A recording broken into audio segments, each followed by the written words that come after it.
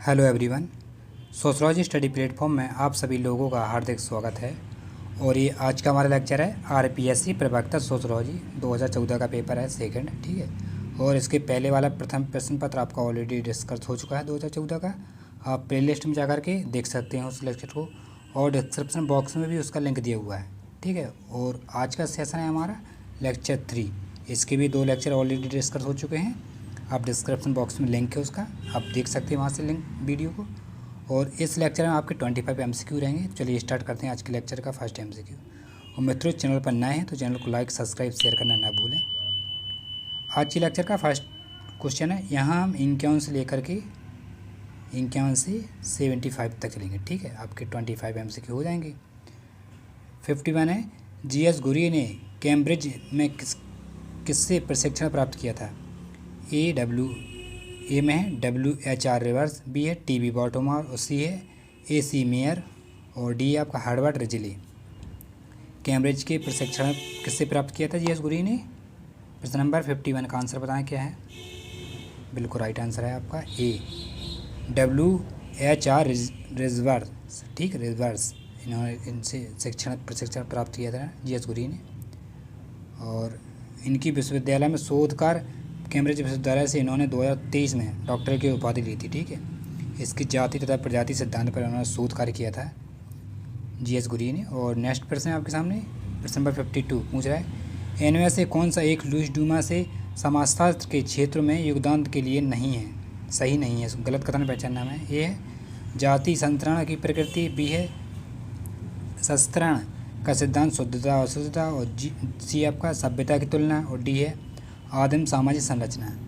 कौन सा है लुईस ड्यूमा के अनुसार जो समाजशास्त्र क्षेत्र में योगदान के लिए सही नहीं है? प्रश्न नंबर 52। बिल्कुल इसका राइट आंसर है डी, आदिम सामाजिक संरचना, ये नहीं है इनका। और नेक्स्ट प्रश्न है आपके सामने 53। स्क्रीन पर पूछ रहा है, कौन सा कथन जीएस गुरी के लिए सही है? हमें सही कथन को पहचानना है इसमें से। ए है उन्होंने कभी भी सामाजिक भारतीय उपागम पर जोर नहीं दिया, बी है वह सिद्धांत और पद्धति के प्रयोग के कट्टर थे, सी है उन्होंने गांव कस्बा समुदाय का अध्ययन किया है, डी है उन्होंने क्षेत्रीय कार्य पर कभी आग्रह नहीं किया है। कौन सा आंसर होगा फटाफट बताएं कमेंट बॉक्स में। और वीडियो को लाइक जरूर करें। आपका लाइक, आप वीडियो लेक्चर तो देखते हैं लेकिन लाइक नहीं करते हैं उसको, व्यूज़ से नहीं, मतलब लाइक से बहुत ज़रूरी है। लाइक तो वीडियो को करें, हमारा नहीं किसी का भी देखें आप। जो अगर लेक्चर अच्छा लग रहा है व्यक्ति का तो आप उसको लाइक करें, क्योंकि आपका लाइक और आपका मोटिवेट होता है उसके लिए, ठीक है। तो इसका आंसर की बात है 53 का, इसका आंसर हो जाएगा आपका सी, उन्होंने गांव कस्बा और समुदाय का अध्ययन किया था।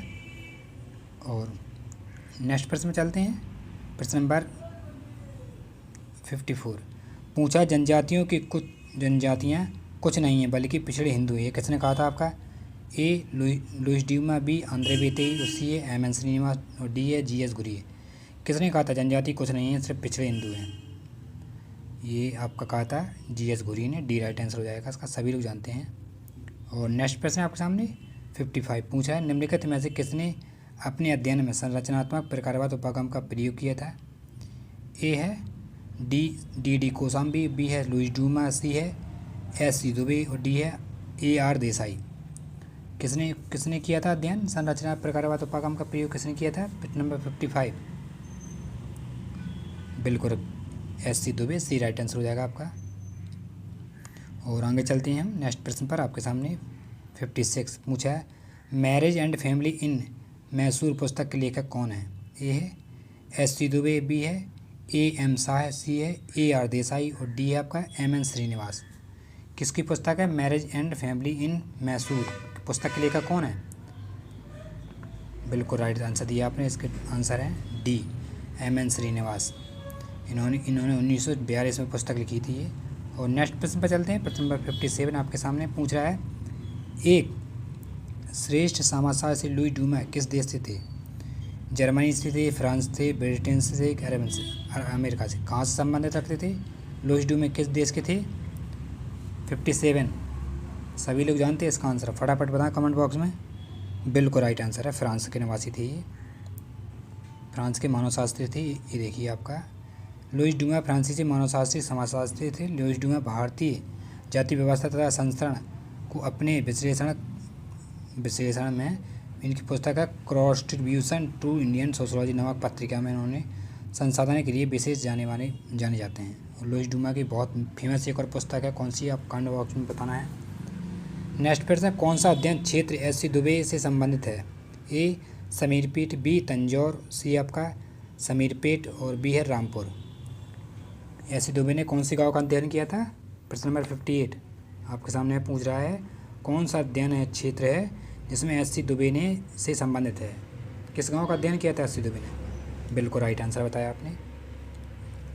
इसका आंसर हो जाएगा सी समीरपेट। लाइक वीडियो को करते रहें और शेयर तो जरूर करें। शेयर आप अपने मित्रों के साथ जरूर शेयर करें वीडियो को। और जितने भी ग्रुप हैं आपके, जितने भी व्हाट्सअप ग्रुप है, सब को पटको, सब पर लिंक डालो।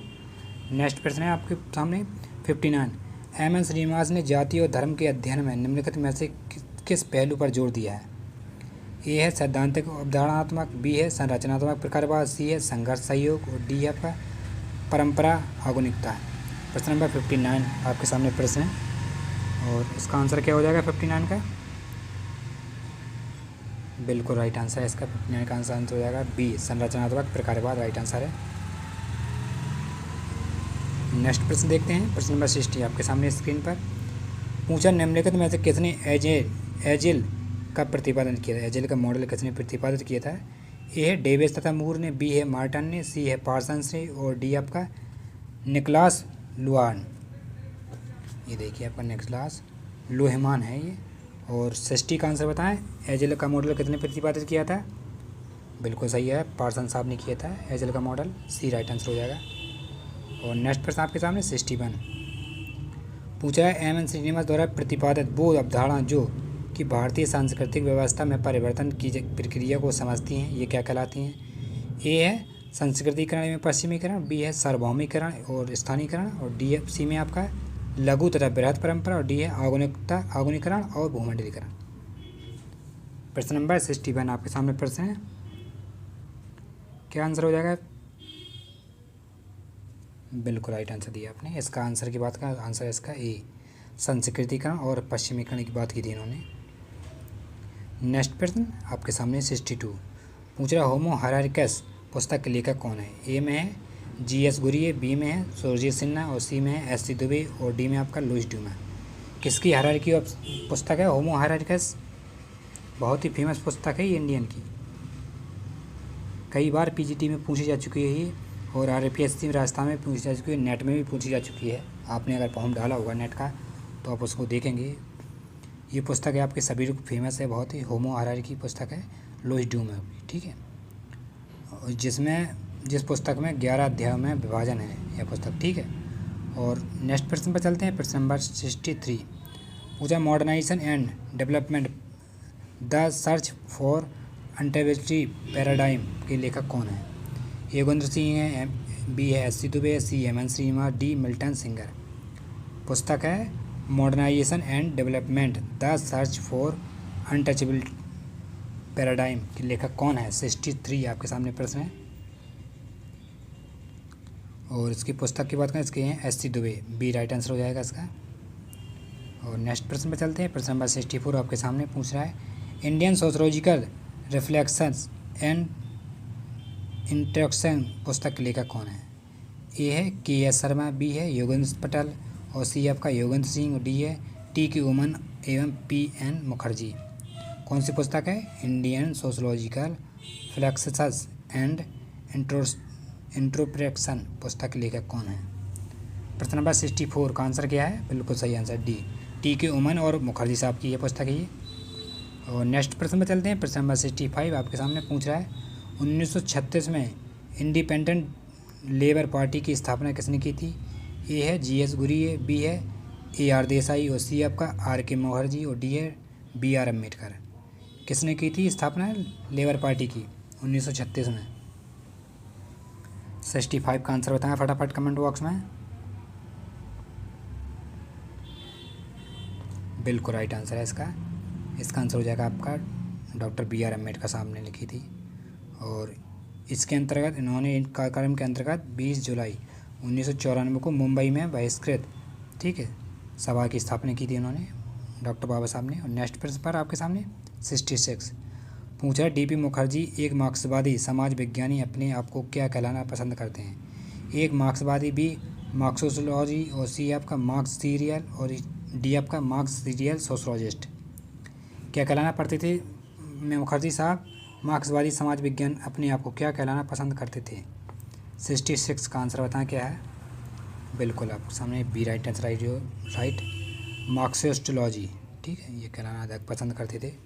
और नेक्स्ट प्रश्न में चलते हैं। प्रश्न नंबर 67 आपके सामने पूछा है डीपी मुखर्जी के लिए निम्नलिखित में से क्या सही है। ए है वह एक सांस्कृतिक शास्त्री थे नहीं थे, बी है वह एक सामाजिक दार्शनिक नहीं थे, सी है वह सर्वेक्षण से नहीं जुड़े थे, और डी है वह एक आराम कुर्सी सामाजिक आलोचक नहीं थे। प्रश्न नंबर 67 का आंसर बताएं क्या है। और इसका राइट आंसर की बात करें, बिल्कुल राइट आंसर है वह सर्वेक्षण से जुड़े हुए नहीं थे आपके गुरिया साहब, ठीक है। और नेक्स्ट प्रश्न पे चलते हैं। 68 आपके सामने स्क्रीन पर ये रहा। पूछा है लखनऊ में डीपी मुखर्जी के समकक्ष कौन थे। डीपी मुखर्जी के समकक्ष में कौन थे लखनऊ में। ए है AR देसाई एवं रामकृष्ण मुखर्जी, बी है राधा कमल मुखर्जी एवं DN मजूमदार, और सी है MN दत्त एवं DD कोसाम्बी। डी आपका ए के रसम एवं बी के सरकार। तो क्या राइट आंसर हो जाएगा। 68 का आंसर बताएं क्या है। बिल्कुल राइट आंसर इसका सही आंसर दिया आपका राइट आंसर हो जाएगा। डॉक्टर राधा कमल मुखर्जी और DN मजूमदार के समकक्ष थे डीपी मुखर्जी। नेक्स्ट प्रश्न आपके सामने 69 पूछ रहा है निम्नलिखित में से अकेले किसने समान रूप से भारतीय सामाजिक संरचनाओं एवं क्रियाओं के अध्ययन में मार्क्सवादी विधियों को लागू किया था। ए है AR देसाई, बी है SC दुबे, और सी आपका राधा कमल मुखर्जी, डी है रामजीत सिंह गुहा, रणजीत गुहा है। और 69 का आंसर क्या है फटाफट बताएं। बिल्कुल राइट आंसर है AR Desai is the right answer आपका। और नेक्स्ट प्रश्न आपके सामने 17 AR देसाई के अनुसार धर्म एवं कर्मकांड कहाँ से उत्पन्न हुए थे। ए दर्शन शास्त्र में, बी इतिहास में, सी समाजशास्त्र में, और डी आपका अर्थशास्त्र में। देसाई के अनुसार AR देसाई के अनुसार जो धर्म और कर्मकांड थे कहाँ से उत्पन्न हुए थे। प्रश्न नंबर 17 का आंसर क्या है। बिल्कुल राइट आंसर है अर्थशास्त्र से, डी राइट आंसर। नेक्स्ट प्रश्न आपके सामने 71 पूछा AR देसाई के दृष्टिकोण में भारतीय राष्ट्रवाद को किस परिप्रेक्ष्य से विश्लेषण किया गया था। ए है ऐतिहासिक, बी है द्वंद्वात्मक, सी है आपका दार्शनिक, और डी है नीति संबंधी। प्रश्न नंबर 71 आपके सामने प्रश्न है और इसका राइट आंसर क्या हो जाएगा 71 का। देसाई साहब के अनुसार भारतीय राष्ट्रवाद को किस परिप्रेक्ष्य से संबंधित किया गया था इनको। बिल्कुल राइट आंसर है आपका आंसर हो जाएगा बी द्वंद्वात्मक। और नेक्स्ट प्रश्न आपके सामने 72 रामकृष्ण मुखर्जी द्वारा पश्चिमी बंगाल में नातेदारी एवं पश्चिमी संरचना में परिवर्तन सीमा को मापने के लिए किस विधि शास्त्र का प्रयोग किया था। ए गुणात्मक, बी मात्रात्मक, सी तुलनात्मक, डी प्रकारात्मक। प्रश्न नंबर 72 आपके सामने प्रश्न है, क्या आंसर हो जाएगा 72 का।